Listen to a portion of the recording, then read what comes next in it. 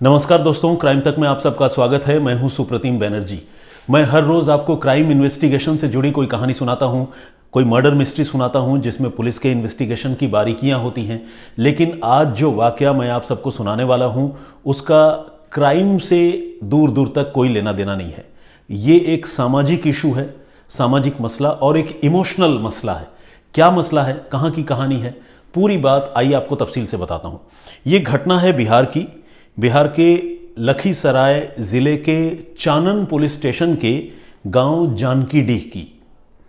हुआ यूं कि 6 दिसंबर को इस जानकीडीह गांव में 80 साल की एक बुजुर्ग महिला रेखा देवी की मौत हो जाती है। स्वाभाविक सामान्य मौत थी। मौत होने के बाद पूरे परिवार में मातम पसर जाता है। चाहे उम्र कितनी भी हो, किसी अपने का बिछड़ना हमेशा बहुत दुखद होता है। तो जब रेखा देवी की मौत हुई तो पूरे परिवार के लोग बहुत गमज़दा हो गए, दुख में पड़ गए। और उसके बाद फाइनली उन्होंने रेखा देवी का अंतिम संस्कार करने का भी फैसला किया, क्योंकि वो तो एक प्रक्रिया है, नेचुरल चीज़ें करना ही है। तो जब अंतिम संस्कार की बात आई और रेखा देवी का बेटा, जिसका नाम बबलू झा है, वो जब अंतिम संस्कार की तैयारी कर रहा था, तब इस कहानी में एक ट्विस्ट आया। ट्विस्ट ये आया कि रेखा देवी का दूसरा बेटा, जो कि मुस्लिम है, वो वहाँ पर आया अपनी माँ की मैयत के पास और वहाँ पर आने के बाद उसने ये कहा कि वो रेखा देवी का अंतिम संस्कार हिंदू रीति रिवाज के मुताबिक नहीं होने देगा, वो दाह संस्कार नहीं होने देगा, बल्कि अपनी माँ को वो ले जाएगा और मुसलमानों के कब्रिस्तान में उनकी लाश को दफनाएगा। इस बात पर बबलू झा और जो मुस्लिम बेटा था मोहम्मद मोफिल, उन दोनों के बीच में जमकर कहासुनी हुई, विवाद हुआ और दोनों तरफ से गांव के लोग जो है एकजुट हो गए, अलग अलग धड़ों में बंटकर, और वाद विवाद लगातार बढ़ता रहा। बात इतनी बढ़ी कि बात पुलिस तक पहुंची। चानन पुलिस स्टेशन की टीम मौके पर पहुंची और साथ ही जो लखीसराय के एसपी हैं इमरान मसूद, वो भी इस मामले को हल करने के लिए खुद मौके पर पहुंचे। अच्छा, आमतौर पर इस तरह के मामले नहीं देखे जाते जिसमें किसी एक परिवार में हिंदू भी हो बेटा, मुस्लिम भी हो बेटा, लेकिन इस परिवार में ये बात क्यों थी? और अगर रेखा देवी खुद हिंदू थी, जैसा कि नाम से पता चल रहा है, तो ये मोहम्मद मोफिल नाम का उनका ये बेटा कहाँ से आया? तो इसके पीछे की एक लंबी कहानी है। लंबी कहानी ये है कि पहले ये जो रेखा देवी है, ये खुद भी पहले मुसलमान हुआ करती थी और इनका नाम था रायका खातून। तो रायका खातून की जो पहली शादी हुई थी, ऑब्वियसली वो एक मुस्लिम लड़की थी, तो एक मुस्लिम नौजवान से रायका खातून की शादी हुई थी। और इसके बाद, शादी के बाद उनकी ज़िंदगी ठीक ठाक चल रही थी, कुछ सालों तक सब कुछ ठीक चला और उनके घर में एक बेटे का जन्म हुआ जिसका नाम मोहम्मद मोफिल रखा गया। लेकिन इसके बाद रायका खातून के जो पति हैं उनकी मौत हो गई, उनका निधन हो गया। और अपने पति की मौत के बाद रायका ने जब दूसरी शादी की तो उसने शादी की गांव जानकीडीह में और वहां के रहने वाले राजेंद्र झा से, जिनको गांव के लोग राजेंद्र पंडित के नाम से भी जानते थे, क्योंकि अब तो राजेंद्र पंडित की भी मौत को 10 साल हो गए हैं। और जैसा कि आप नाम से ही समझ रहे हैं, राजेंद्र पंडित न सिर्फ उस गांव के रहने वाले थे, जाति से ब्राह्मण थे, बल्कि पूजा पाठ का काम भी किया करते थे। और जब एक मुस्लिम महिला की शादी राजेंद्र पंडित से हुई तो रायका खातून भी कन्वर्ट हो गई। उन्होंने अपना धर्म बदल लिया और धर्म बदलकर रायका से वो रेखा बन गई। और धर्म कुछ ऐसे बदला कि अपने रोज़मर्रा की ज़िंदगी में उन्होंने हिंदुइज़्म को आत्मसात किया, मंदिर जाने लगी, पूजा पाठ में इन्वॉल्व हो गई, नाम बदल गया और पूरी तरह से उसने अपने आप को चेंज कर लिया। और इतना चेंज किया कि गांव के लोग रायका खातून से रेखा देवी बनी महिला को पंडिताइन कहकर संबोधित करने लगे। तो कुल मिलाकर एक एंटायरली एक नई जिंदगी थी। और ये सब कुछ हुआ आज से कोई 40 साल पहले। और जैसा कि मैंने आपको बताया, अब जब उनकी मौत हुई, उनकी उम्र 80 साल है, तो उस समय रेखा देवी की उम्र जो है वो 40 साल थी। तो लेकिन जैसा कि मैंने आपको बताया कि जो पहले पति थे उनसे मोहम्मद मोफिल नाम एक बेटे का जन्म हुआ था जिसका नाम मोहम्मद मोफिल था। तो मोहम्मद मोफिल जब बहुत छोटा था, आज से 40 साल पहले की बात है, उस समय वो इनकी गोद में था और जब उन्होंने दूसरी शादी की, रायका खातून ने, रेखा देवी बनी, उस समय वो मोहम्मद मोफिल को अपने साथ लेकर आई। छोटा बच्चा माँ के साथ ही होता है और जब खासकर पिता का निधन हो जाए तो फिर माँ ही बचती है। और एक ही घर में मोहम्मद मोफिल, जो मुस्लिम बच्चा था क्योंकि उसका पिता मुस्लिम था, उसकी परवरिश होती रही, वो बड़ा होता रहा। और जो दूसरी शादी हुई रायका खातून की, तो राजेंद्र और रेखा देवी का जो बेटा है, जो परिवार है, उसमें बबलू झा का जन्म हुआ, वो भी वहीं पर बड़ा हुआ, उसी परिवार में बड़ा हुआ, और साथ ही एक और बेटी का भी जन्म हुआ। तो कुल मिलाकर ये 3 बच्चे थे, 2 भाई, एक हिंदू, एक मुस्लिम और एक दूसरी बेटी। तो ये सारे जो है एक ही घर में इनकी परवरिश हुई, एक साथ ये बड़े हुए। और इनका परिवार इतना ब्रॉड माइंडेड है, इतने मतलब खुले विचारों वाले लोग हैं, ग्रामीण पृष्ठभूमि से होने के बावजूद, कि मोहम्मद मोफिल उसी घर में रहते हुए मस्जिद में जाता था नमाज़ पढ़ने, मुस्लिम रीति रिवाज से खुद अपनी ज़िंदगी गुजारता था, जबकि उसका भाई जो है वो हिंदू रीति रिवाज से अपनी ज़िंदगी गुजार रहा था, उस बिलीफ को, उस फेथ को मानने वाला था। तो एक तरह से एक आदर्श परिवार, जिसे अगर आप कहें, चाहे वो गंगा जमनी तहजीब की बात कह लें या अलग अलग धर्मों के बीच में एकता की बात कह लें, तो ये परिवार कुछ उस तरह का था। लेकिन अब से कुछ साल पहले जब मोहम्मद मोफिल यंग हुआ, जवान हुआ, उसकी शादी हुई, तो वो जो है वो अपनी माँ के घर से अलग अपने परिवार के साथ रहने लगा। लेकिन जो खून का रिश्ता होता है, जो इमोशनल बॉन्डिंग होती है, वो कहाँ टूटती है, वो कहाँ ख़त्म होती है। तो मोहम्मद मोफिल का अपने माँ के पास, अपने घर आना जाना भी था, अपने भाई बबलू झा से भी उसकी अच्छी खासी बातचीत होती थी। तो कुल मिलाकर सब कुछ सौहार्दपूर्ण तरीके से बढ़िया चल रहा था। लेकिन हुआ ये कि 6 दिसंबर को जब रायका खातून से रेखा देवी बनी इन बुजुर्ग महिला की मृत्यु हुई, तब जो है धर्म आड़े आ गया। हुआ ये कि बबलू झा उसका हिंदू रीति रिवाज से अंतिम संस्कार करना चाहते थे और मतलब उनका दाह संस्कार करना चाहते थे, जलाना चाहते थे। जबकि जो मोहम्मद मोफिल है, उन्होंने आकर दावा ठोक दिया कि नहीं, मेरी माँ है और मैं अपने हिसाब से इनको सुपुर्दे खाक करूंगा, इनको दफनाऊंगा मुस्लिम रीति रिवाज से। तो यहाँ पर दोनों भाइयों के बीच में इतना बड़ा बवाल हुआ। मारपीट तो नहीं हुई, लेकिन तनातनी इतनी ज़्यादा हो गई कि पुलिस को हस्तक्षेप करना पड़ा। और जैसा कि मैंने आपको बताया, एसपी इमरान मसूद वहाँ पर खुद आए, जो लोकल थानेदार हैं, महिला, वो भी वहाँ पर पहुँची। और वहाँ पहुँचने के बाद फिर एसपी साहब को मोर्चा संभालना पड़ा। अब देखिए कैसी विडंबना है। खुद अगर एसपी साहब अपने हिसाब से कोई फैसला करते तो फिर उनकी साख भी दांव पर थी, क्योंकि फिर सवाल उठता कि भाई पता नहीं क्या सोचकर उन्होंने फैसला किया, किसके हक में दिया, किसके हक में नहीं दिया। तो उन्होंने जो है वो बड़ी लॉजिकल तरीके से इस मामले को सॉल्व करने का फैसला किया। इमरान मसूद ने ये पूछा कि पूरी कहानी पहले तो समझी, वही कहानी रायका खातून से रेखा देवी बनने की कहानी। और उसके बाद उन्होंने कहा कि ठीक है, इनका जो भी रिसेंट या प्रेजेंट आइडेंटिटी है, उससे रिलेटेड कोई राशन कार्ड, आधार कार्ड, पैन कार्ड, इस तरह की कोई चीज़ अगर आपके पास हो तो आप वो लेकर आइए, हम उसको देखेंगे, एग्जामिन करेंगे। गांव वालों से बातचीत की, पूरी कहानी समझी, और जब दस्तावेज़ देखे तो दस्तावेज़ में ऑब्वियसली जो महिला 40 साल पहले कन्वर्ट होकर हिंदू बन चुकी थी, तो उसके सारे डॉक्यूमेंट्स में भी हिंदू नाम ही थे। तो रेखा देवी के नाम से सारे आई कार्ड वगैरह जितने भी होते हैं, उन सारी जगहों पर रेखा देवी ही दर्ज था। तो जब ये बात इमरान मसूद ने देखी तो उन्होंने ये तय किया कि इस हिसाब से जो महिला का लेटेस्ट जो लास्ट फेथ था, जो जिस धर्म को मानने वाली थी, उसके हिसाब से फिर उनका अंतिम संस्कार होना चाहिए। और उन्होंने छोटे बेटे बबलू झा को फाइनली लाश की कस्टडी सौंपी और कहा कि आप इसका अंतिम संस्कार कीजिए। और बड़े बेटे मोहम्मद मोफिल को उन्होंने अपनी तरफ से भरसक समझाया। बड़ा बेटा ऑब्वियसली जब पुलिस का इतना बड़ा अधिकारी समझा रहा है तो वो मान भी गया। और लेकिन उसने ये कहा कि वो जो है अपनी माँ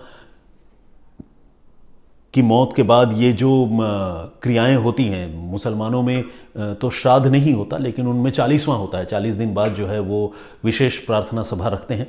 तो उन्होंने कहा कि मैं अपनी माँ का अपने हिसाब से 40वां भी करूँगा, आप बेशक अंतिम संस्कार कीजिए, श्राद्ध कीजिए, ये आपकी मर्ज़ी है, लेकिन मैं जिस धर्म को मानता हूँ मैं उस हिसाब से करूँगा। हाँ, ये मुझे इस बात का मलाल है कि मुझे मेरी माँ की लाश जो है वो नहीं मिली, लेकिन अब पुलिस का और आप लोगों का जो भी फैसला, मैं उसे स्वीकार करता हूँ। यहाँ तक तो बहुत सारी बातें अच्छी रही, लेकिन इस पूरी बात में एक और एलिमेंट ये रहा कि जो मोहम्मद मोफिल है वो अपनी माँ की अंतिम संस्कार में शामिल होने के लिए जो है शमशान तक नहीं गया। कहने का मतलब ये कि उसका ऐतराज़ या उसका विरोध कुछ इतना ज़्यादा था कि वो जो है अपनी माँ के अंतिम संस्कार में शामिल नहीं हुआ, क्योंकि वो अंतिम संस्कार हिंदू रीति रिवाज से हो रहा था। तो कहने का मतलब ये कि एक ऐसा परिवार जिसमें दोनों धर्मों के लोग बहुत हिल मिल कर रहते थे और सब कुछ अच्छा चल रहा था, लेकिन मौत के बाद जो है वो धर्म आड़े आ गया और मतलब आड़े आने के बाद जो विवाद हुआ वो तो हुआ ही, लेकिन फाइनली पुलिस ने इस विवाद को रिजॉल्व कर लिया। समझाने बुझाने के बाद बुजुर्ग महिला का अंतिम संस्कार हिंदू रीति रिवाज से कर दिया गया। तो ये एक सामाजिक इशू, सोशल इशू तो था ही, जिसको पुलिस ने समझदारी से सुलझाया। साथ ही एक इमोशनल इशू भी है, इसमें सिर्फ धर्म की बात नहीं है। चलिए ये तो सही है कि बबलू झा को दे दिया गया, क्योंकि रिसेंट जो रिलेशन धर्म मतलब रिसेंट जो उस लेडी का धर्म था वो हिंदू था, वो हिंदू धर्म को मान रही थी, उस हिसाब से अंतिम संस्कार हुआ, ठीक है। लेकिन मैं कई बार सोचता हूँ कि मोहम्मद मोफिल का जो इमोशन था कि वो अपनी माँ को अपने हिसाब से दफनाएगा, उस इमोशन को भी खारिज नहीं किया जा सकता। मैं सिर्फ इमोशन की बात कह रहा हूँ, ह्यूमन पॉइंट ऑफ व्यू से कह रहा हूँ। बाकी अगर लॉजिकल या लीगल पैरामीटर की बात करें तो ऑब्वियसली जो दूसरा बेटा है उसके इमोशन और उसके राइट्स की भी बात होनी चाहिए, और उस हिसाब से पुलिस ने वहाँ फैसला भी किया। तो ये फैसला अपनी जगह पर है, लेकिन जो संवेदनाएं हैं, जो एक दूसरे से जुड़े होने की जो फीलिंग होती है, वो अपनी जगह पर है। बाकी धर्म तो खैर बहुत इंपॉर्टेंट और क्रूशियल रोल प्ले करता ही है हर मामले में, आप सब जानते हैं। बहरहाल इस पूरे घटनाक्रम पर आप लोगों की राय क्या है? आप क्या सोचते हैं इस मामले का? क्या कोई और भी हल हो सकता था जो आपको लगता है? तो प्लीज़ आप उसके बारे में अपनी राय दें। और ये जो दोनों भाइयों के बीच ये जो विवाद हुआ, क्या आपको लगता है कि वो विवाद जो है होना ही था, या फिर आपको ये लगता है कि इस विवाद को टाला जा सकता था, इस तरह की नौबत ही नहीं पैदा होती, दोनों भाई कुछ इस तरह की चीज़ भी कर सकते थे? आप इस पूरे घटनाक्रम को सुनने के बाद जो भी सोचते हैं, आपके मन में जो भी राय है, प्लीज़ वो राय ज़रूर देने की कोशिश कीजिए, कमेंट बॉक्स में ज़रूर अपनी बात रखिए। अब जो कहानी मैंने आपको कल सुनाई थी, जिसमें मैंने आपको बताया था कि एक बेटे ने अपनी माँ का जो घर था उस घर को बेचने के लिए और उसके रुपए हासिल करने के लिए अपनी माँ और अपनी बहन की हत्या कर दी थी, उस कहानी पर आप लोगों ने बहुत अपनी राय जाहिर की है, अपना थॉट जो है शेयर किया है। तो उसका मैं अभी जिक्र करने वाला हूँ। ज़्यादातर लोगों ने कहा है कि ऐसे बेटे के होने से ना होना बढ़िया है। यही बात मैं भी कल कह रहा था, क्योंकि जो बेटा चंद रुपयों के लिए अपनी माँ की जान ले ले, उस बेटे के बारे में और क्या ही कहा जा सकता है सिवाय अफसोस करने के और ये उम्मीद करने के कि कानून उसे कड़ी से कड़ी सज़ा दे। तो आप लोगों ने भी यही बातें कही हैं। तो रणवीर राजवंशी जी का कमेंट आया है, उन्होंने लिखा है, नमस्ते सर, बहुत दिनों के बाद, नहीं, इन्होंने लिखा है कि आपकी आवाज़ सुनकर दिल और दिमाग दोनों को बहुत सुकून मिलता है। Thank you very much. Vikrant Gupta ji ने अपना नाम स्पेशली मेंशन किया है। ऑब्वियसली आप चाहते होंगे कि मैं आपका नाम लूं क्राइम तक के इस प्लेटफॉर्म से। बाय द वे आपको ये भी बताऊं कि हमारे स्पोर्ट्स के सीनियर एडिटर हैं विक्रांत गुप्ता, अक्सर आप उनको आज तक पर और स्पोर्ट्स तक पर देखते होंगे। वो भी बहुत अच्छे इंसान हैं, मतलब ही is a gem of a human being, और मेरे से उनके संबंध बहुत अच्छे हैं, मैं उनकी बड़ी इज्जत करता हूं। तो आपका नाम पढ़ने के बाद मुझे विक्रांत सर की भी याद आ गई। इसके अलावा डेयर डेविल हैं, ये बता रहे हैं कि वो रेगुलर हमें वो देखते हैं, हमारा शो वॉच करते हैं और न्यूजीलैंड से हैं। ठीक है, बहुत बढ़िया। अपोंग स्टार के नाम से एक आईडी है, इन्होंने लिखा है कि वो हमारा शो कभी भी मिस नहीं करते। वो नागालैंड से हैं, मेरे ख्याल से नागालैंड दीमापुर से हैं, और वो ये कह रहे हैं कि मैं अपने दर्शकों को ये बताऊं कि नागालैंड जो है वो भारत का हिस्सा है। बहुत सारे लोग नागालैंड को अलग कंट्री के तौर पर देखते हैं। इनकी ये बात सुनकर मुझे, मैं ईमानदारी से बताऊं, बड़ी तकलीफ़ हुई। अगर आप में से कोई भी ऐसा सोचता है कि नागालैंड हमारे देश का हिस्सा नहीं है, तो प्लीज़ अपनी जानकारी को दुरुस्त कीजिए। नागालैंड ऑफ कोर्स हमारे देश का इंटीग्रल पार्ट है, और हम तो ख्वाबों में भी नहीं सोच सकते कि नागालैंड जो है वो भारत का नहीं है। तो मुझे दुख इसलिए हुआ कि जिन्होंने ये बात लिखी है, इसका मतलब उनको कहीं ना कहीं से ये एक फीलिंग आती होगी, कहीं ना कहीं से एक वाइब्स कुछ लोगों से इनको मिलता होगा कि इनको ये लगता होगा कि देश के बाकी हिस्सों के लोग शायद नागालैंड से उस तरह कनेक्ट नहीं करते हैं। तो ये आपकी गलती नहीं है दोस्त, मुझे लगता है कि ये कमी हम लोगों में है कि शायद हमने आप लोगों को अभी तक वो फील नहीं दिला पाए कि आप हमारे कितने अजीज़ हैं और कितना इम्पोर्टेंट पार्ट है हमारे नेशन का। लेकिन खैर देखिए, मैं वही कह रहा हूँ कि ये बहुत बड़ा देश है, बहुत सारे लोग हैं, अलग अलग तरह के लोगों की जानकारी का लेवल अलग अलग है। लेकिन मैं ये ज़रूर कहना चाहता हूँ कि नागालैंड जो है वो 7 सिस्टर्स, जिनको 7 बहन के तौर पर देखा जाता है, उत्तर पूर्व के 7 राज्यों में से एक है और इनकी एक अलग कल्चर है नागालैंड का। तो आपको कभी मौका मिले, आप बाकी दर्शकों से मैं कहना चाहता हूँ कि ज़रूर अगर मौका मिले तो घूमने जाइए। मैं भी इतना सौभाग्यशाली तो नहीं हूँ कि कभी मैं नागालैंड नहीं गया हूँ, लेकिन मैंने ब्लॉग्स देखे हैं। नागालैंड बहुत ही बेहतरीन खूबसूरत जगह है और वहाँ के लोग तो खैर इन्हीं के जैसे हैं, बहुत ही अच्छे और खूबसूरत। दुर्गा कर्की जी ये कह रहे हैं कि उन्हें मेरा शो बहुत अच्छा लगता है और 9 दिसंबर को इनका जन्मदिन है और उन्होंने कहा कि 9 दिसंबर को वो मेरी कहानी सुनते हुए अपना जन्मदिन सेलिब्रेट करना चाहते हैं। चलिए, ये तो खैर होगा, लेकिन दुर्गा जी मैं आपको अग्रिम शुभकामनाएं आपके जन्मदिन के लिए देता हूं। Thank you very much comment के लिए। बाकी PTS, अच्छा, पंडित शक्ति शर्मा, इन्होंने भी कमेंट किया है। थैंक यू वेरी मच शक्ति जी, पंडित जी। बालक राम पंचम, इन्होंने भी कमेंट किया है। Thank you very much. Azhar Mansoori साहब हैं और विजेंद्र सिंह जी हैं, रेगुलर कमेंट करते हैं। प्रोग्रामर के नाम से आईडी है, उनसे भी कमेंट आया है। इसके अलावा हाँ, एक नाम है जो मैं ठीक से प्रोनाउंस नहीं कर पा रहा था, उसका तलफ़ुज़ जिसे कहते हैं, उच्चारण मैं ठीक से नहीं कर पा रहा था, तो उन्होंने अपने बारे में बताया है। ये कुवैत से हैं, हमारी दर्शक हैं और इनका नाम है मारिया शेर मलिक। तो मारिया शेर मलिक ने बताया है कि वो रेगुलर व्यूवर हैं हमारी और हमें देखती हैं। Thank you very much Maria ji. यूं ही आती रहिए क्राइम तक पर, घूमती टहलती रहिए और हमारे वीडियोस देखते रहिए।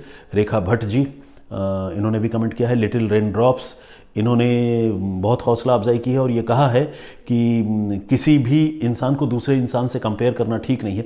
असल में कई बार यहाँ पर जो लोग आते हैं शमसर के डाई हार्ड फैन, शायद मेरा शो देखकर वो उम्मीद करते होंगे कि मैं उस लेवल का शो पेश करूं और उनके बेंचमार्क में शायद मेरी ये प्रस्तुति बहुत जचती नहीं होगी, तो वो कमेंट करते हैं अपनी तरीके से। तो लिटिल रेनड्रॉप्स के नाम से जो आईडी है, उनसे हमारी जो दर्शक हैं उन्होंने ये कहा है कि किसी को भी किसी से कमेंट करने की ज़रूरत नहीं है। हर किसी की अपनी खूबी और खामी होती है, जो जहाँ पर है वो अपने हिसाब से अच्छा है। Thank you very much in बातों के लिए। टेक्निकल जयान के नाम से एक आईडी है, उन्होंने भी कमेंट किया है। और दत्तात्रेय अवध जी महाराष्ट्र से हैं, इन्होंने नमस्कार लिखा है। Thank you very much. Singh Basant, इन्होंने भी कमेंट किया और इस तरह से बहुत सारे लोगों ने कमेंट किया है। जैसा कि मैं रोज़ कहता हूं कि सारे लोगों के नाम तो मैं नहीं ले सकता। रवीश 68, इन्होंने भी कमेंट किया है। नवीन दर्जी साहब हैं और सुम्मी मोनी दास, इन्होंने भी कमेंट किया। आखिर में राजन शुक्ला जी का भी मैं नाम लेना चाहूँगा। इस तरह से बहुत सारे लोगों ने कमेंट किया है। मैं सारे लोगों का बहुत शुक्रगुजार हूँ, सारे लोगों का नाम नहीं ले सकता, लेकिन मैं ये रिक्वेस्ट करूँगा कि प्लीज़ आप अपनी राय, अपना कमेंट यूँ ही देते रहें मेरे इन वीडियोज़ पर, प्रेजेंटेशन पर और साथ ही जो कहानियाँ मैं आपको सुनाता हूँ उस पर भी। और आज जो वाक़या मैंने आप सबको सुनाया है उस पर आपकी सोच, आपकी राय क्या है, प्लीज़ आप ये हमें लिखकर ज़रूर बताएं। फिलहाल मुझे इजाज़त दें, फिर हाजिर होऊंगा किसी और कहानी के साथ। तब तक अपना बहुत ख्याल रखिए, सुरक्षित रहिए। जय हिंद, जय भारत।